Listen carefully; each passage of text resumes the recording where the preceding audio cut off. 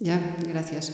Bien, decía que íbamos a hablar de esta pequeña villa, una de las cuatro villas bercianas que siempre se señalan, que está situada en la parte más occidental de la comarca berciana y que en la época medieval siempre se llamó Bucavalis Cárceles, porque es la entrada al valle del Valcárcel. Y el Valcárcel se pueden imaginar que es un valle estrechísimo, por eso es cárcel, claro. Y que ese valle estrechísimo era muy dificultoso para acceder, lo sigue siendo, lo que pasa es que, bueno, actualmente hay otras posibilidades. Pero el hecho de que fuese la entrada al Valle del Valcarce le daba, en cierto sentido, pues una importancia distinta, dado que ahí casi siempre termina los peregrinos etapa y comienzan otra, y es el ascenso al famoso Cebreiro, que ya cambiaría de provincia. Bien, esta zona del Valis Cárceris comunica se ve, con la zona del Cebrero, y es un punto importante. De hecho, tiene fundamentalmente una colonización franca, ultrapirenaica, que le dio un gran auge económico en base a esa, vamos a decir que vocación jacobea. Aparece muchísimas veces y siempre los relatos de peregrinos o de viajeros la dan como una villa muy rica, de excelentes vinos, de viñedos muy agradables. Y de hecho, Kuning y algún otro por ahí que aparecerá después dicen cosas excelentes de ella. Esto significa que entra dentro de este sistema jacobeo que es muy paralelo, pero muy paralelo al cluniacense. Parece que son dos cosas ajenas y para nada. Conviven prácticamente en la propia villa. Ahí tienen la etapa del Cebreiro, son desde Villafranca al Cebreiro 25 kilómetros. Y ahí tienen el pequeño relato de Kunig sobre los vinos. Bueno, como se pueden imaginar, por lo que les estoy diciendo, esta vocación jacobea es la que le ha dado mucha vitalidad a esta villa occidental berciana, teniendo en cuenta también que siempre estuvo muy ligada al auge de sectores económicos y muy ligada al asentamiento de población franca, de población ultrapirenaica. De hecho, hace muchos años, por ejemplo, cuando en las investigaciones de los primeros que se dedicaron a ver un poco dónde estaba la importancia económica de la zona, encontraban borgoñones, encontraban bretones, y ellos fueron los que en cierto modo trajeron también una parte de esa vitalidad económica. Viña del Borgoñón, pues evidentemente eso lo que está dándonos a entender es que los borgoñones seguramente que habrían traído viñedo y que habrían desarrollado plantaciones. Pero bueno, hoy no es el tema del Camino de Santiago, aunque como ven, esto es inevitable que lo pongamos al menos desde el punto de vista de la estrategia y de la ubicación de esta villa berciana. Para lo que vengo a hablarles esta tarde es para el asentamiento de los cluniacenses en la villa, porque además se asentaron y no tienen más que conflictos. Es realmente una institución, la de Cluny en Villafranca, que se tiene que enfrentar, se tiene que defender de todas las otras instituciones que están en su derredor o que tienen cierta responsabilidad sobre ella. ¿Cuándo empieza Cluny en Villafranca? Pues empieza con esta donación que tienen de la reina Urraca en 1120 y que es ni más ni menos que una, dice, facio carta en stabilitate sive testamento. Bueno, lo que le da es una iglesia de San Nicolás. Claro, esta iglesia de San Nicolás se la da en esa villa franca, que antes se llamó Burbia, porque la villa, como muchas del Camino de Santiago y muchas de las cristianas, está en la conjunción de dos ríos, el Burbia y el Valcarce. Entonces, antiguamente en la documentación se llamaba Burbia, aparece ahí, y le da un cenobio cluniacense para construir en honor de San Pedro y de San Pablo y que va a ser directamente dependiente de su casa madre. Hay una primera cuestión que quiero plantearles porque es de máximo interés. ¿Y qué hace San Nicolás en medio de esta donación de Urraca? A ver, San Nicolás es un santo del Próximo Oriente, seguramente que no lo conocen como San Nicolás, pero es el mismísimo Papá Noel, fíjense lo que les digo. Y San Nicolás arribó a la zona europea a través de Bari, por eso se le llama también San Nicolás de Bari, pero es en todo caso una advocación ultrapirenaica que muy tempranamente, en 1120, está sentada en la ciudad, en esa villa de Villafranca. Y curiosamente ya es iglesia, lo que significa que posiblemente sea una de las primeras iglesias de la villa. Bien, es verdad que ya me gustaría que se conservase la iglesia de San Nicolás de la época de la reina Urraca, pero lo que se conserva es esto. Es San Nicolás, pero fue jesuítico y después fue de los paules y ahora me parece que es un albergue de peregrinos. Ahora en las edades del hombre creo que lo han constituido también para residencia. Pero vamos, es un edificio espléndido que copia en su momento pues, todos los parámetros de su Roma y que desarrolla pues, este tipo de planta tan espectacular. Pero San Nicolás inicialmente no fue ni de paules ni de jesuitas, sino que fue una iglesia que se donó por la reina Urraca a la institución cluniacense, a la orden cluniacense. Bien, ¿qué le da la reina Urraca? Lo que le da es un priorato. Un priorato con una advocación que es mariana, es Santa María. Se cita en la documentación de muy diversas formas y quizás porque resultaba extraña la denominación, así que siempre dicen Cluniego, para decir Cluniego, realmente casi es una excepción, siempre aparece con unas formas relativamente raras. Es extrapolarlo, pero quizás les dé idea. Cuando el duque de Lancaster viene en el siglo XIV con la guerra trastamarista, las fuentes de la diócesis de Astorga nunca dicen Lancaster, siempre le dicen a Lancaster, porque tampoco entendían lo que era Lancaster. Entonces tampoco nos importa pensar que no entendían lo que era Cluny ni Cluniego. Entendían que era un nombre que para ellos era difícil y entonces evidentemente pues, le trataban de distintas maneras.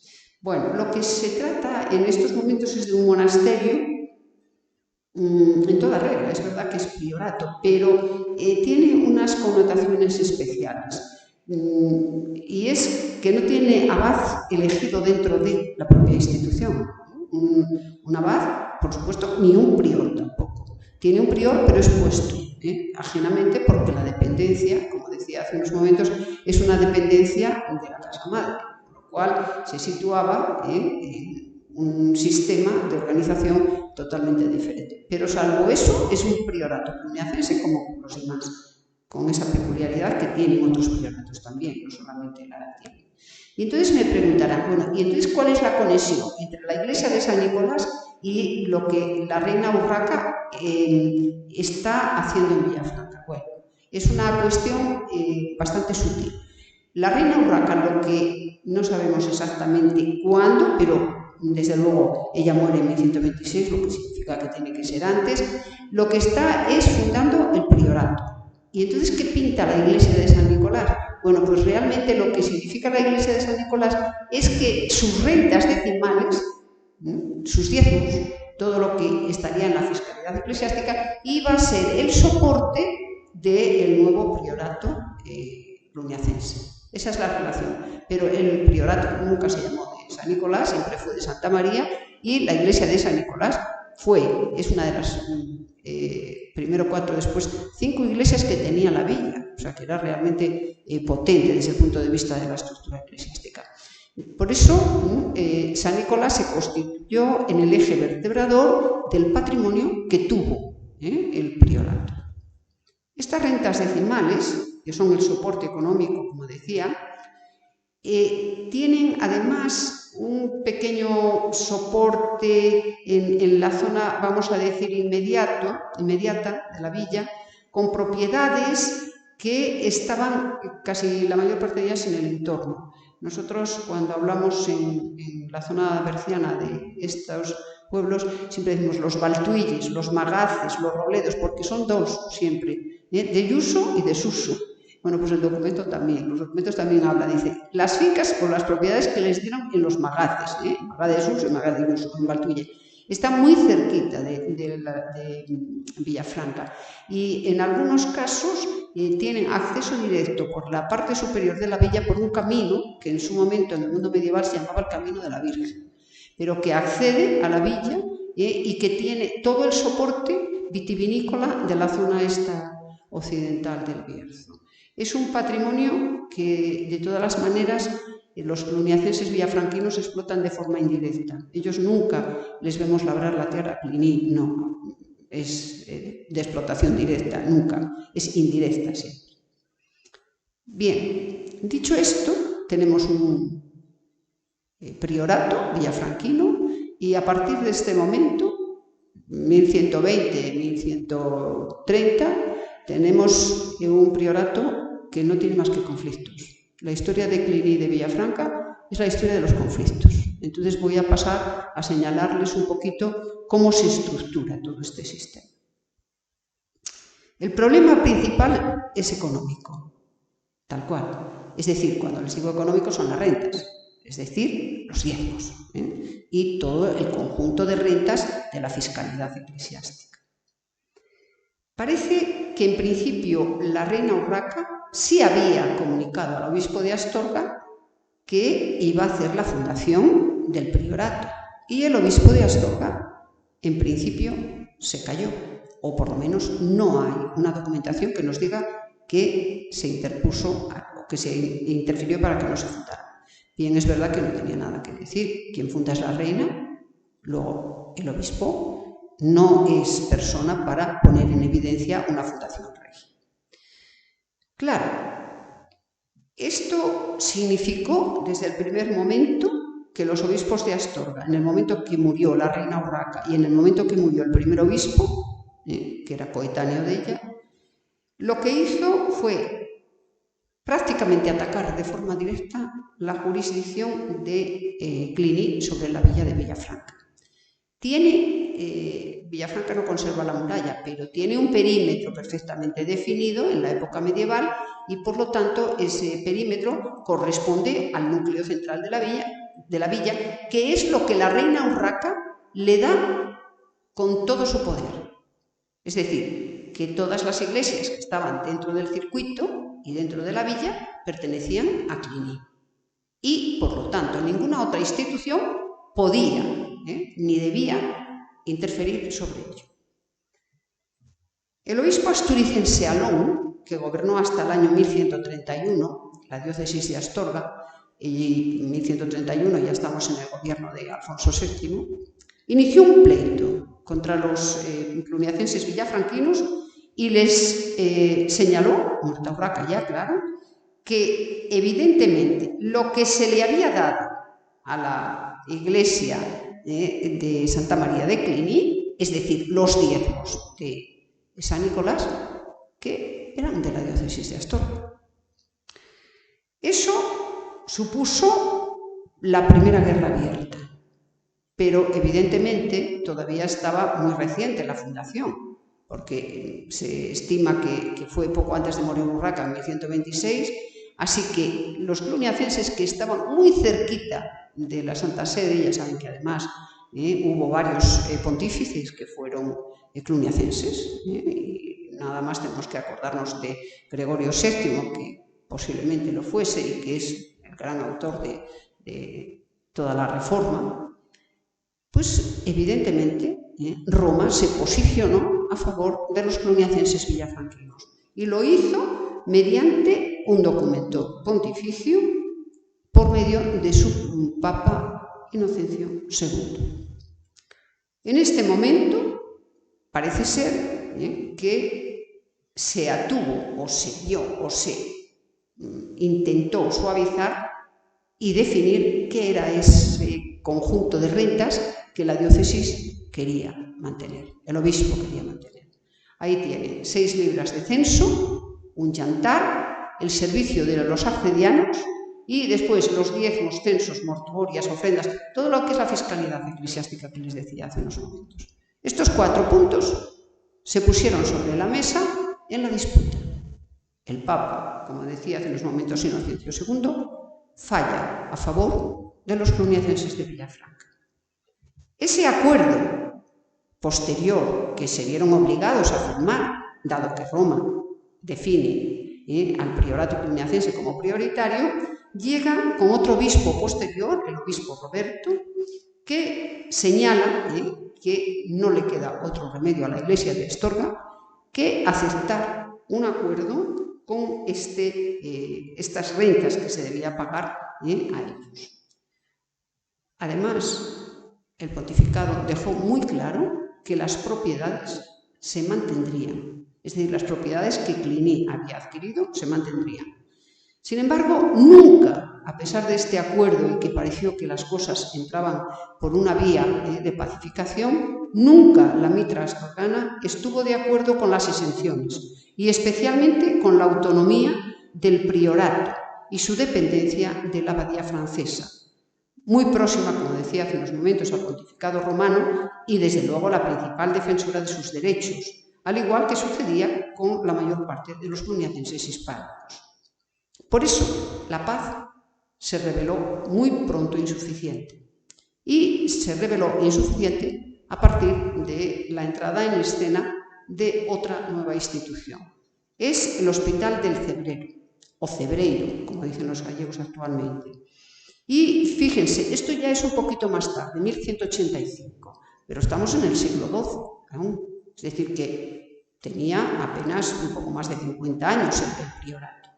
El detonante, en este caso, fue totalmente distinto. Fue la transformación de un oratorio en iglesia, un oratorio que estaba pegado a la propia, o situado al lado de la propia iglesia de San Nicolás, y que los cluniacenses se lo habían cedido al Hospital del Cebrero, institución mucho más poderosa que el propio monasterio cluniacense o priorato cluniacense villafranquino, y siempre, en el caso del Cebrero, siempre muy protegido por la corona, muy protegido por los reyes castellano-leoneses. ¿Por qué? Porque era una manera de salvaguardar la hospitalidad peregrinatoria en puertos de montaña, lugares muy difíciles, y siempre estaban en la brecha el Cebrero, Roncesvalles, Foncebadón, Argas, etc. Es decir, que esto entraba dentro de la propia dinámica de la monarquía de la protección jacobea. Pero ahora, en el momento en que el Cebrero entra en el conflicto, tenemos 3 fuerzas enfrentadas. Antes solo teníamos 2, teníamos el obispo y los cluniacenses, y ahora tenemos el tercero, que es el Hospital del Cebrero. A ver, el Hospital del Cebrero es un hospital que está regido por los cluniacenses. Ese es el problema también, porque en principio era un priorato dependiente de la abadía de Aurillac. Eso llama muchísimo la atención, porque van a ser cluniacenses contra cluniacenses. Y es verdad que eso no tiene mucha importancia, porque a lo largo de la historia yo, que trabajo mucho cisterciense, un monasterio cisterciense contra otro cisterciense, vamos, sin ningún problema. Es decir, no vamos a pensar ahora que era una cosa muy excepcional, para nada, que cada uno defendía lo suyo fuera de la misma orden o fuera independiente. Pero, como digo, tenemos 3 fuerzas en acción.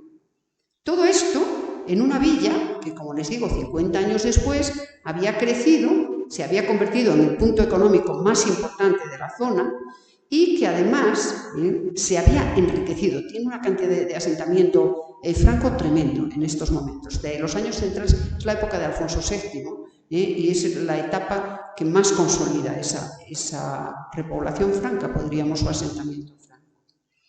Bien, en este triángulo de 3 fuerzas juega un papel muy significativo el obispo de Astorga. Los obispos de Astorga siempre están en contra, pero hasta el final, hasta el siglo XVI, siempre. ¿Qué pasaba en estos momentos? Bueno, pues que el obispo de Astorga era un Fernando II y entró en relación con el priorato de Aurillac del Cebrero. ¿Por qué? Porque se pusieron de acuerdo para que esa pequeña iglesia, que no era ni siquiera iglesia. Ellos dicen que era simplemente una especie de ermita que estaba pegada a la otra. Pues para convertirla en una especie de iglesia, en una iglesia parroquial. Es decir, para ser la competencia. Fíjense que ya estamos diciendo siempre que el problema son los diezmos, pues estamos otra vez con la misma. Fernando II, obispo de Astorga, se puso de acuerdo con el prior de Ocebreiro para repartirse los diezmos. ¿Y qué hizo? Consagrar ese oratorio, esa pequeña ermita, consagrarla, dice el texto, de forma nocturna. Es decir, no fue libre, claro, no podía entrar en la villa tampoco. Lo hizo de forma oscura, y lo que hizo fue él quedar en un lugar solitario y dejar que se enfrentasen los otros dos, el priorato de Ocebreiro y el priorato de Villafranca. El prelado le dijo o le señaló al prior del Cebrero que él consagraría el oratorio en iglesia y que además iba a ser una iglesia en toda regla. Y me dirán, ¿pero qué es eso de una iglesia en toda regla? Bueno, primero, que si es iglesia y no es oratorio, el obispo lo que hacía era dar paso a un enterramiento y a poner una pila bautismal y luego a poner unas campanas. Se dan cuenta de que lo que están creando es evidentemente una feligresía. Y por lo tanto, claro, eso es el detonante del gran enfrentamiento que supone. Y además, cuando el texto lo dice que lo hace de forma oscura, de noche. O sea que lo está haciendo evidentemente sin legitimidad, porque no puede tener legitimidad. Esto, evidentemente, llevó a una solicitud por parte de los villafranquinos otra vez a Roma. Roma era, evidentemente, el punto en el que sabían que tenían el apoyo. En este caso era Urbano III. Pero lo que pone de manifiesto el documento, fíjense, es que se había construido una iglesia de amplias dimensiones y a todos los efectos directamente relacionada con la obtención de los diezmos. Eso es lo que dice realmente el documento. Así que la estrategia asturicense del obispo estaba muy bien llevada. ¿Por qué estaba muy bien llevada? Porque después de enfrentar a los dos prioratos, él dio un paso más. Y dio un paso más y construyó esta iglesia.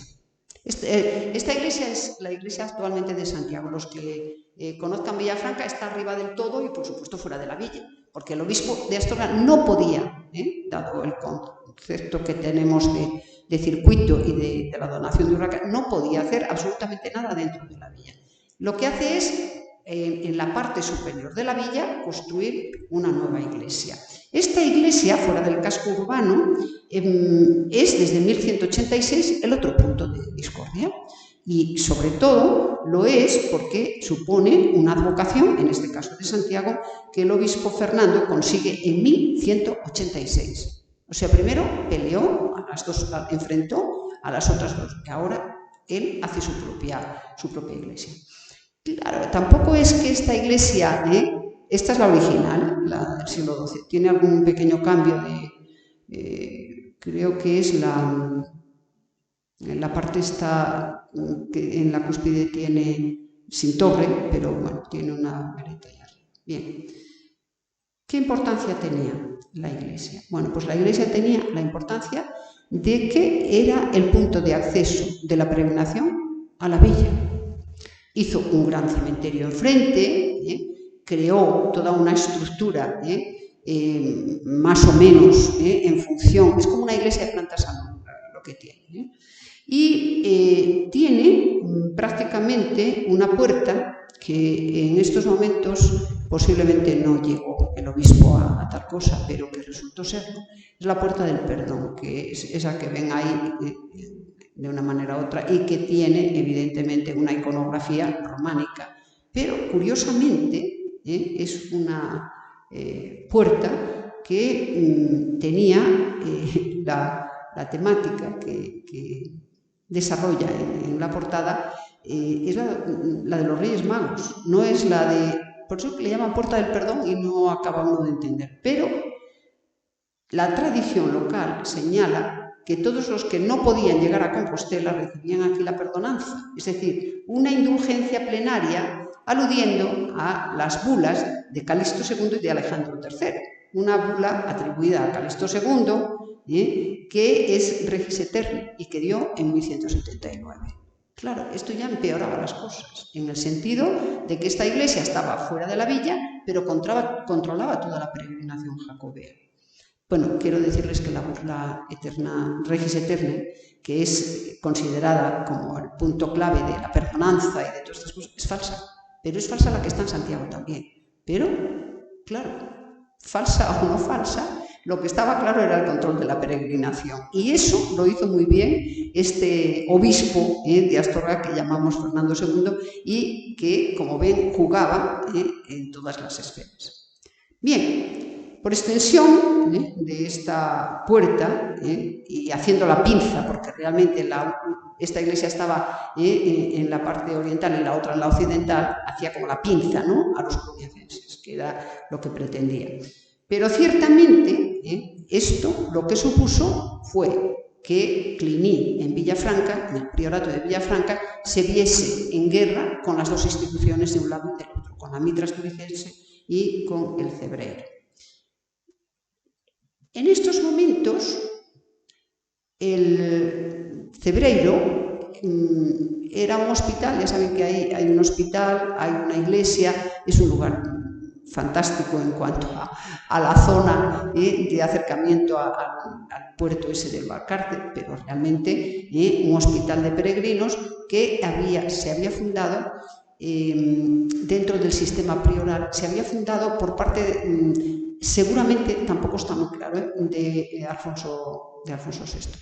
Pero, fíjense, Alfonso VI había dinamizado, por eso les dije que la parte del Camino de Santiago es muy importante en la zona, había dinamizado la zona que está entre Villafranca y el Cebreiro, ese Valle Valcarce, cuando en 1072 lo que hizo fue quitar nada más y nada menos que el portazgo que tenían los dos castillos de Sarracín y Autares. Sarracín y Autares son dos castillos, se ven ahora desde la autopista no, pero desde la antigua carretera nacional, el río va de un lado al otro y la carretera va sorteando, ¿no? Y se ven los dos castillos uno a cada lado del antiguo camino francés. Y entonces en esa parte parece ser que los peregrinos muchas veces, como no tenían con qué pagar, pues los mataban y les hacían pues, todo tipo de guerras, ¿no? Eso había llevado a que Alfonso VI, fíjense ya en 1072, que es el principio de su reinado, le había llevado a exigir que se quitase ese portazo, con lo cual todos los peregrinos que ocultaban el puerto tuviesen, digamos, un acceso libre. Por lo tanto, el hospital era un hospital que era acorde con este tipo de geografía, como decíamos antes, bastante problemática. Bien, en estos momentos, esto es el Cebreiro, no sé si le suena, y esto es el Cebreiro. La primera cuestión que aparece relacionada con las tres estructuras del enfrentamiento estaría relacionado, ni más ni menos, que con el enfrentamiento inicialmente del Cebreiro con Villafranca. Vamos a un pleito. Evidentemente tiene que haber una intervención. La intervención siempre es por parte de Roma. Ellos al obispo no pueden acudir porque evidentemente el obispo no solamente no es nadie, sino que no tiene la jurisdicción sobre ellos. Pero a mí lo que me llama la atención es que nunca van a Cluny Casa Madre o a Cluny Aurillac, que es el caso de Cebreiro. No, es directamente a Roma siempre. Bueno, Roma interviene de forma directa a través de las sillas episcopales. Y eso lo que viene a significar es el encargo. Primero es León y Astorga, pero rápidamente Roma se da cuenta de que Astorga no puede interferir y lo que hace es nombrar a Compostela Orense. A quien Roma culpaba de todo el problema de enfrentamiento fue al hospital del Cebreiro. No fue para nada a los cluniacenses villafranquinos. El Gran Pleito fue en 1188. Todo esto para que vean que desde 1120 que interviene Urraca, es que no han tenido ni un tiempo, ni un año casi, de tranquilidad. Un juicio que, claro, estamos en 1188, ya saben que el rey de León, a quien correspondía la justicia ordinaria, era Fernando II. Y quien va a presidir el pleito es la reina consorte, la reina Urraca. No sé si Urraca la de Fernando II, claro, evidentemente. Y para el juicio se elige a 6 burgueses villafranquinos. Y digo burgueses para que vean cómo la villa había ido fundamentando la riqueza que les decía antes, a los cuales se les trata de, evidentemente también, de boni homines, que es la expresión que corresponde a esta estructura de una villa donde los que viven fuera, los que viven dentro, etc. El pleito villafranquino entre el priorato de Villafranca y el Hospital del Cebrero tiene nada menos que 70 testigos. 70 testigos en la segunda mitad del siglo XII. Y Villafranca acusa al Hospital del Cebrero de usurpación de sus derechos, tanto los procedentes de los feligreses y, ojo, como de los peregrinos, o sea, de los dos. Y ello por haber fundado esa otra pequeña iglesia, que decíamos era oratorio, al lado de la suya de San Nicolás. Pero además, como esto crece, evidentemente en un pleito, todo el mundo intenta buscar, pues también señalan que los del Hospital del Cebrero habían detraído las rentas decimales pertenecientes a San Nicolás en un lugar que, si conocen la estructura del Camino de Santiago, es Pereje, un pueblecito pequeño después del túnel. Eso sobre las propiedades de la iglesia de San Nicolás que se le habían entregado. Y entonces, curiosamente, cuando va terminando el pleito, lo que le solicita es la mitad de un molino que el cebrero tenía en ese lugar, única y exclusivamente por las rentas de ese pueblo, las rentas de Pereje. Bueno, claro, se le dio la palabra, evidentemente, desde el primer momento al prior villafranquino, pero después se le dio la palabra en el pleito, en el juicio, al propio prior del Cebrero. Y el prior del Cebrero dijo que él no había hecho absolutamente, lo negó todo, desde el principio hasta el último. Después de 70 testigos lo niega todo. Y declaró que lo que tenía en propiedad lo tenía todo conforme a derecho. Por lo tanto, no tenía nada que decir. Una declaración de testigos que, como suele suceder, había mayoritariamente declarado, de esos 70, a favor de Santa María de Cluny y de Villafranca, casi en un 80%, lo cual significaba que no tenía nada que decir. Bueno, se produce la sentencia, y esa sentencia se reconoce que el prior del Cebrero había infringido los derechos del prior villafranquino, se había hecho una magnífica iglesia donde había un oratorio y se habían sustraído los diezmos. Esto es lo que dice la sentencia. Y claro, una vez dictada sentencia en presencia de la reina Urraca, el prior del Cebrero aceptó la sentencia y se comprometió a devolver las rentas decimales y a destruir piedra a piedra la iglesia que había elegido. Tiempo después reconocía que los gastos de su hospital eran de 500 sólidos y los beneficios que él había usurpado de Santa María de Cluny y de Villafranca eran 15.000. O sea, la diferencia era sumamente significativa. Bueno, en el acuerdo final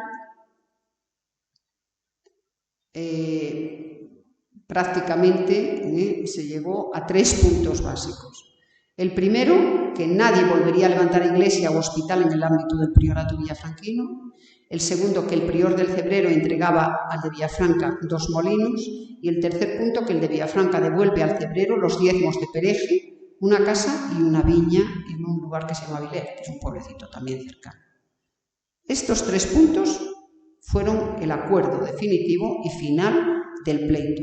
¿Han visto al obispo de Astorga? No. Y sin embargo, quien había encendido el problema había sido él consagrando la iglesia. Por eso les decía antes que la estrategia Mitral había sido realmente una estrategia un poco maquiavélica, vamos a dejarlo ahí.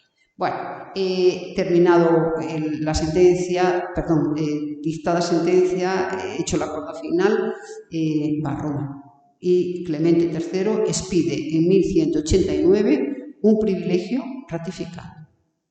Bien, esto porque evidentemente esa iglesia que manda destruir estaba dentro de la estructura urbana de la villa. Sin embargo, el obispo de Astorga, que hizo la otra de Santiago en la parte de arriba, que no estaba dentro del casco, no se, o sea, se enfrenta, pero de otra manera. No por los diezmos, sino simplemente, en muchos casos, pues obteniendo las limosnas de los peregrinos antes y demás, pero nunca ya de una forma directa. Tiempo después, en el primer tercio del siglo XIII, el enfrentamiento de los cluniacenses villafranquinos tiene un nuevo enemigo y además es muy poderoso.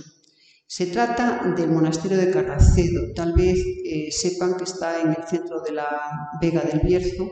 El pueblo es Carracedo, muy cerca de Cacabelos, que es otra de las grandes villas. Es un monasterio de fundación del siglo X, que después se reconvierte al Císter a principios del siglo XIII. Pero tiene una federación de monasterios impresionante y fue un monasterio que tuvo la protección sobre todo de la infanta reina Sancha, la hermana de Alfonso VII. Bueno, en este caso las estrategias son distintas. Todavía no tenía un siglo el priorato, fíjense, el priorato de Villafranca no tenía un siglo y todo lo que hemos visto nos da idea de que no tenía más que conflictividad. Sin embargo, cuando llega al monasterio de Carracedo las cosas son muy distintas. Carracedo era mucho más poderoso y Carracedo lo único que quería es que el priorato no se metiese, diríamos, en su política económica. ¿Qué le disputaba? Bueno, pues le disputaba prácticamente el portazgo de Villafranca, pero no el portazgo en sí. Había obtenido el monasterio de Carracedo el portazgo de la villa y lo que le disputa a Cluny es la percepción de los diezmos del portazgo. Bueno, pues en lugar de enfrascarse en un gran pleito que hubiera durado muchísimo tiempo y que hubiera tenido muchísimos problemas, Carracedo lo resuelve de otra manera muy distinta. Le da 300 maravedíes y dejas de cobrarle las rentas. Y llama mucho la atención porque evidentemente el prior de Villafranca obtiene los 300 maravedíes y se olvida, se acaba el enfrentamiento entre ellos. Por eso que a partir de estos momentos se niega, vamos a decir, o no entra, y renuncia a cualquier demanda por parte del prior Villafranca.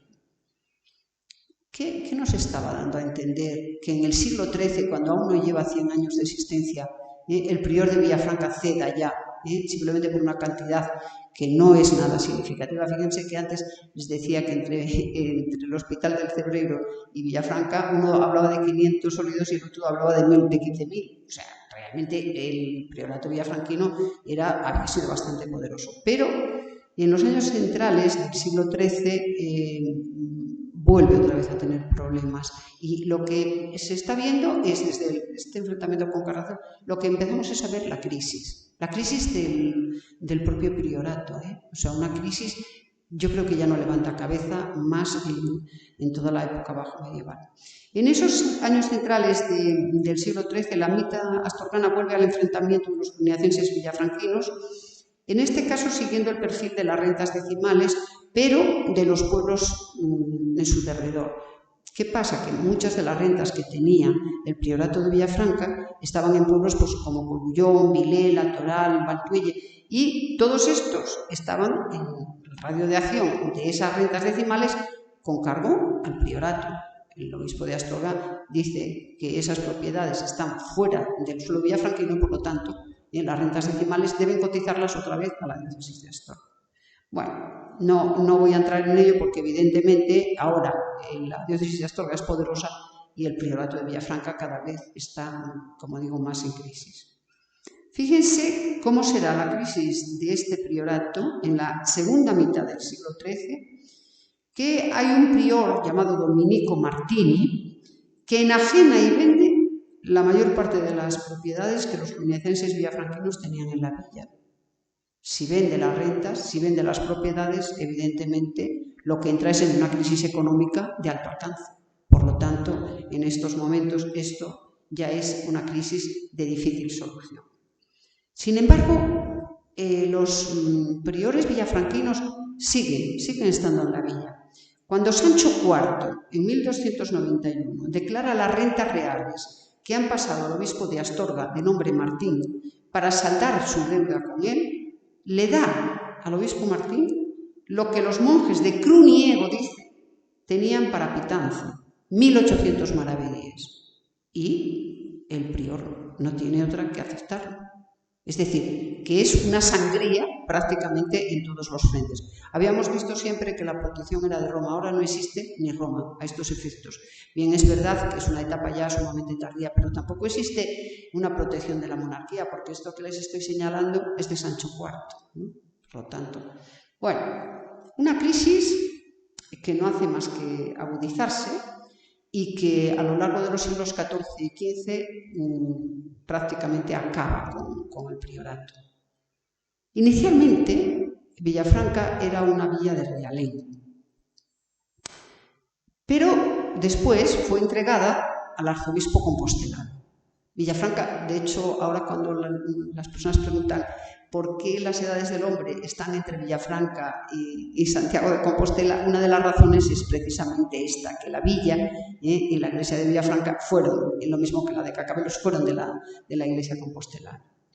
Así que en 1445, cuando ya tenía el arzobispo compostelano la villa de Villafranca, se convenció de que podía rentabilizarla y se la vendió a Pedro Álvarez Osorio, conde de Lemos y señor de hecho de la citada villa. Es un momento muy significativo porque la nobleza bajo medieval es la nobleza postrastamarista y muchos de ellos consolidaban sus mayorazgos en estos momentos. Es el caso de estos, de los Osorio, es el caso del condado de Luna y de otros muchos, ¿no? Pero, curiosamente, fíjense, estamos hablando de 1445, se lo vende al conde de Lemos, y en 1486 nacía el marquesado villafranquino, siendo su titular Juana Osorio, casada con Luis Pimentel. Es decir, que a partir de estos momentos la villa tiene señores, no es de realengo, pierde su carácter de realengo. Pero el priorato, al menos teóricamente, seguía existiendo. Todavía en 1464 encontramos al abad de Santa María de Cluniaco de Villafranca en una comisión pontificia para anexar un beneficio a la Catedral de Astorga junto con los abades de San Andrés de Espinareda y de Santa María de Carracedo. Y ahora resulta que el priorato estaba a favor de la silla estocana. Es decir, ya era seguramente más un título nominativo que otra cosa. Sobre el solar de Santa María de Villafranca, los marqueses crearon una colegiata entre 1529 y 1532. Esto manteniendo esa misma titularidad de Santa Marina y dotada de un cabildo.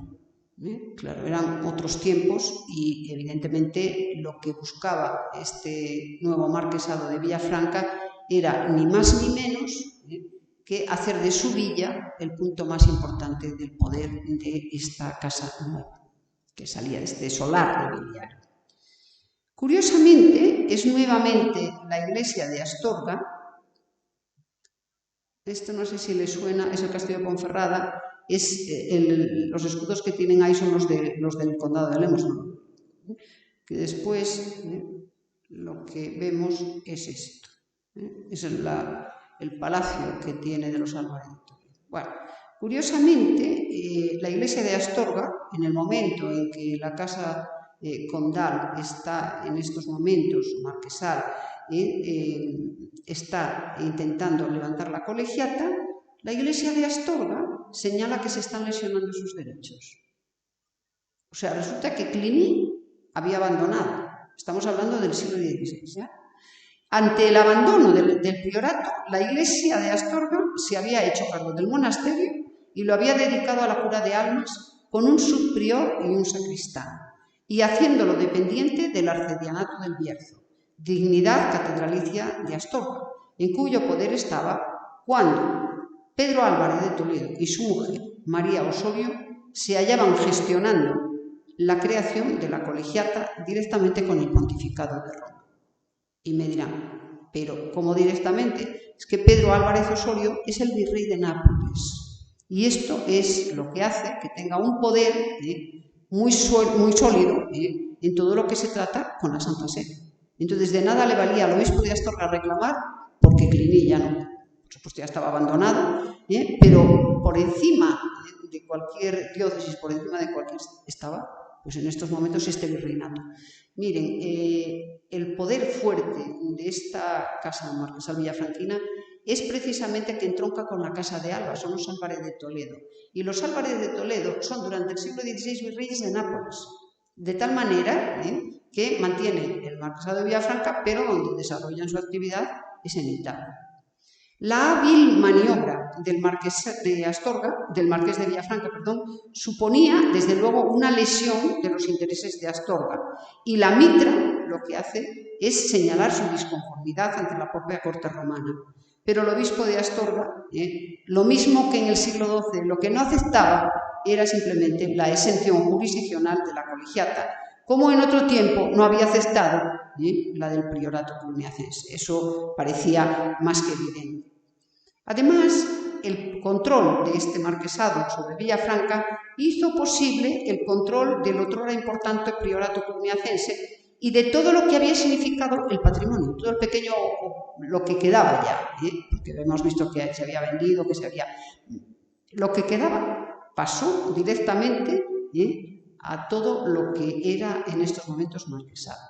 Y más, pasó a controlar todas las iglesias de la villa, que habían sido en otro momento controladas directamente por el priorato cluniacense. Para estos momentos,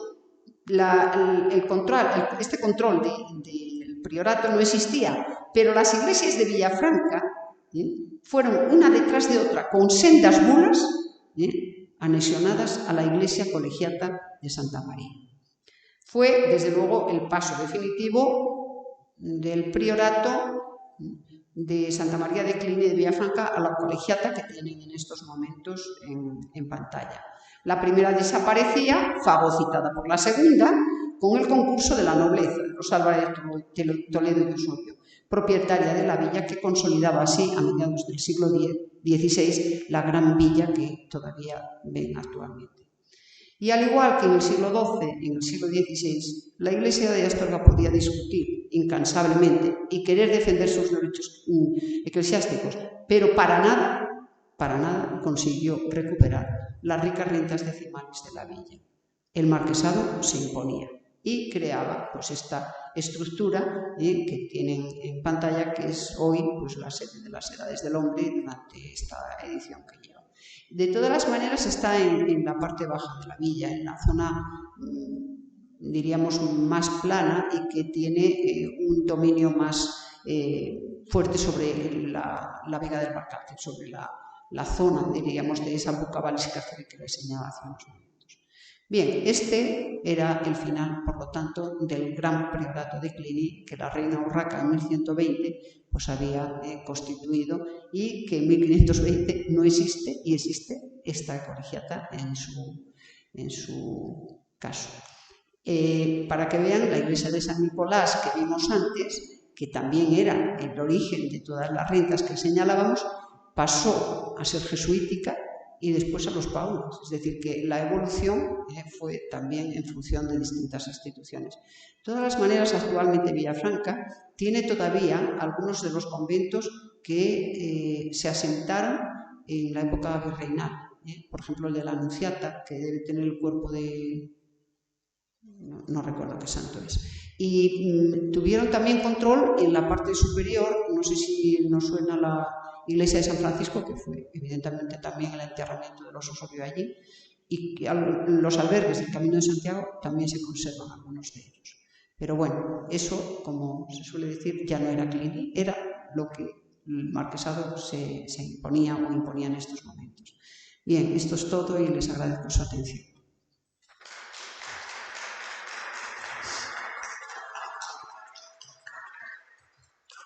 Y estoy dispuesta a preguntas, por supuesto.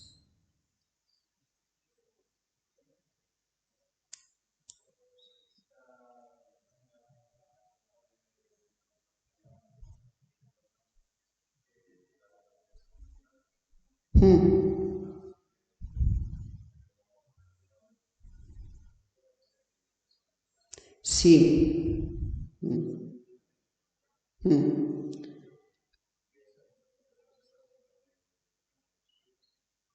A ver, es que la de los jesuitas no se puede imaginar la extensión que puede tener.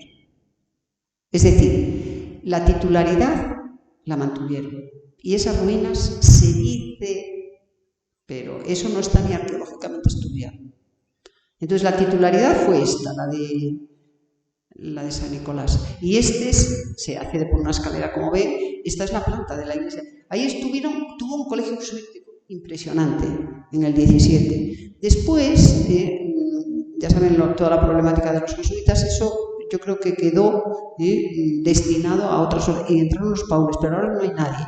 Y lo que queda en San Nicolás es la bodega, la bodeguilla, que sigue siendo, dice, uno de los bueno, no sé si puede ser medieval, yo creo que medieval no es, ¿no? Pero un reducto de lo que pudo haber ahí. Pero la iglesia de San Nicolás, la titularidad se la llevó esto. Lo mismo que la titularidad de Santa María de Cluny se llevó la colegiata, esta se llevó esto. Y los restos tendrían que... Es que no está tampoco nada excavado. Lo único que yo sepa que está excavado es lo de arriba, de la iglesia de Santiago, por el Hospital de Peregrinos. ¿Por qué?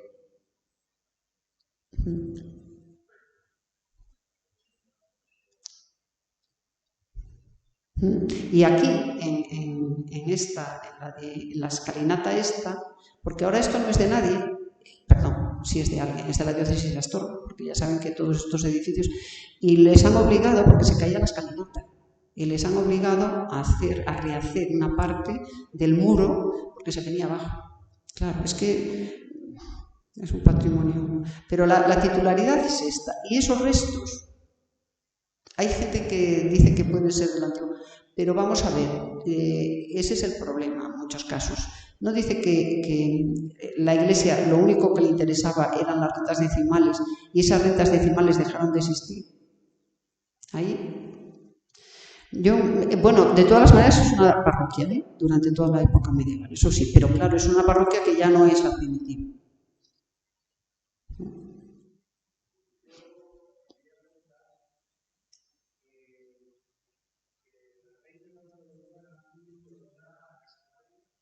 Sí.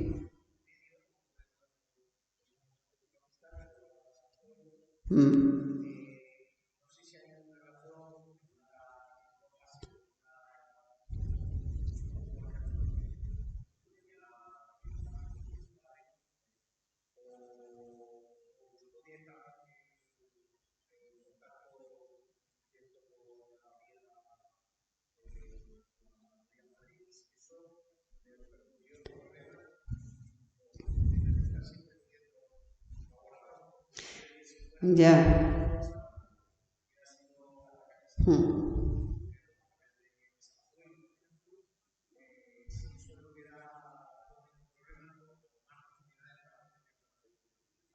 A ver, yo lo único que le puedo decir es que en el caso de Urraca, bueno, el documento que existe es este. Es decir, la entrega de los diezmos. Pero no se sabe exactamente cuándo lo funda. Esa es la primera cuestión. La segunda, ¿estaba dándole algo a Cluny para no tener que entregarle otras cosas? Desde Sancho III el Mayor de Navarra, eso lo sabemos, ¿verdad? Porque todos sus hijos fueron cluniacenses en el sentido de entregar a Cluny. Siempre se dice que el dinero de las taifas leonesas de Alfonso VI pagaba a Cluny. se dice, ¿no? Entonces, ¿Urraca entrega esto para no pagar? Esa es una duda que queda en muchísimos casos, ¿eh? En el caso de Urraca y Villafranca está ahí que parece que, pero claro, como tampoco se conserva más documentación, lo único que se conserva de Cluny, de Villafranca, son todos estos pleitos y las intervenciones del mundo pontificio. Pero después no se conserva el diario vivir de los cluniacenses. Entonces tampoco se sabe cómo se estructuró, ni cómo se implantó al principio, no se sabe. Entonces es muy difícil y los aspectos comparativos con otros prioratos son posibles, pero después, en el caso de Villafranca, como tiene un devenir la villa tan... es evidentemente desde el punto de vista del crecimiento económico, de la vida jacobea, del vino, y de todo, tiene una efervescencia económica tremenda. Entonces aquí se debate siempre la cuestión económica. No vean que haya otro problema. Todo lo que les he dicho están los diezmos en el medio. Claro. Entonces no sé si se puede comparar. Yo creo que esto es un poco... cada cosa tiene lo suyo. Es decir, las especificidades suelen ser comunes, suelen ser propias de cada lugar. Pero las comparaciones, yo, al menos en el caso de Villafranca, siempre digo que es muy difícil. Y todas las noticias que tenemos, estoy ahora, me parece que lo comentaba antes con Fuego, a ver si se puede catalogar lo que queda del archivo de la colegiata, que yo creo que no es nada de Cluny, pero bueno, a ver si apareciese algún documento relacionado con ello.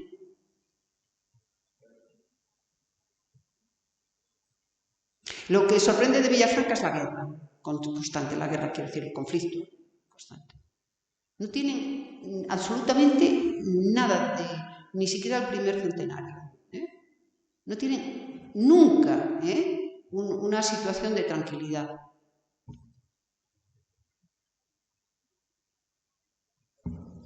Bueno, pues gracias a ustedes por la paciencia.